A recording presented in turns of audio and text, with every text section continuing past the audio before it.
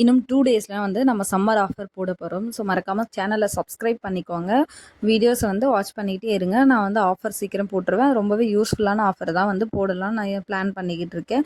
So நீங்கள் மறக்காமல் சேனலை சப்ஸ்கிரைப் பண்ணிக்கோங்க. இன்றைக்கி பார்த்திங்கன்னா நம்ம திருநெல்வேலியிலேருந்து முட்டை மிட்டாய் கேட்டிருந்தாங்க ஒரு சிஸ்டர். அவங்களுக்காக தான் ப்ரிப்பேர் பண்ணிக்கிட்டு இருக்கோம். நம்ம முட்டை மிட்டாய்க்கு பார்த்திங்கன்னா கோவாலாம் வீட்லேயே தான் ப்ரிப்பேர் பண்ணி ரொம்பவே ஹெல்த்தியாக செஞ்சு கொடுத்துக்கிட்டு இருக்கோம்.